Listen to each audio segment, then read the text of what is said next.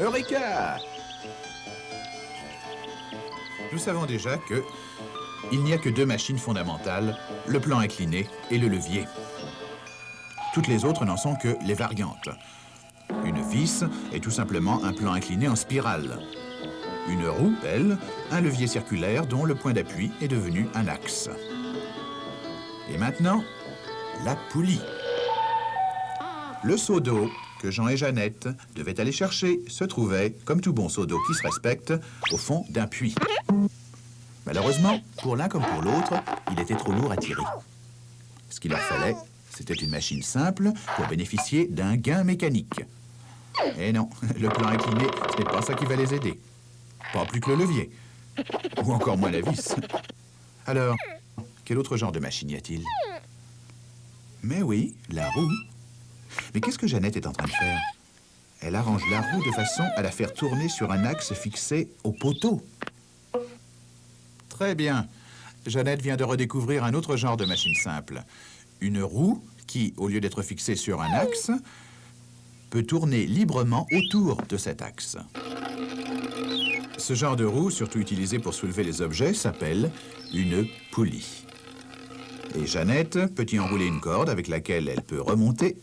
Ah, oui, mais Jean, lui aussi, peut s'en servir pour essayer de remonter le seau d'eau. C'est curieux, hein? Cette poulie ne semble pas apporter de gain mécanique à Jean, pas du tout. De cette manière, il a besoin d'autant de force pour essayer de monter le seau d'eau que lorsqu'il a essayé la première fois. Je me demande s'il y a une meilleure façon d'installer la poulie. Étonnant! Comment Jeannette s'est-elle débrouillée? Tous les deux n'avaient qu'une poulie, et pourtant, Jeannette était capable de remonter le seau en déployant une force 2 fois moins grande que celle dont Jean avait besoin.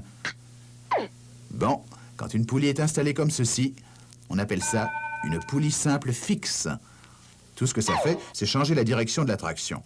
Mais cela ne diminue pas la force requise.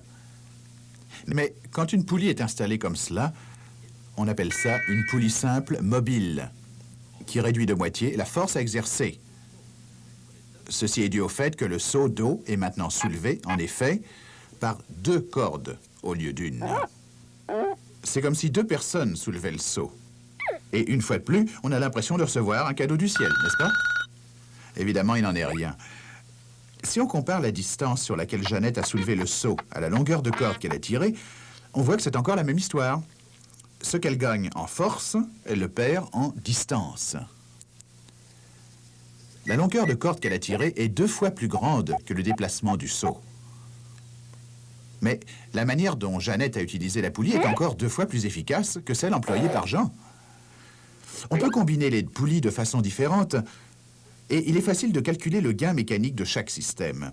Tout ce qu'il faut, c'est compter le nombre de cordes supportant le poids. Cette poulie simple, fixe, a une longueur de corde supportant un poids de 600 newtons. Force fournie, 600 newtons. Force produite, 600 newtons. Et le gain mécanique, par conséquent, se chiffre à 1. C'est-à-dire, en d'autres mots, qu'il n'y a aucun gain mécanique. Cette poulie simple mobile a 2 longueurs de corde pour supporter le poids. Force fournie, 300 newtons. Force produite, 600 newtons. Gain mécanique, 2. Voici un système composé de 3 longueurs de corde. Force fournie, 200 newtons. Force produite, 600 newtons. Gain mécanique, 3. Ceci, en fait, constitue le système de poulie que Jeannette avait finalement installé. Bien qu'elle ait dû tirer 3 mètres de corde pour soulever le seau d'1 mètre seulement, elle n'a dû exercer qu'une force de 200 newtons pour accomplir ce déplacement.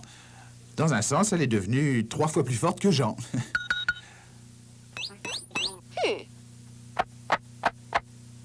Vous comprenez maintenant pourquoi Jean s'est écroulé sans force?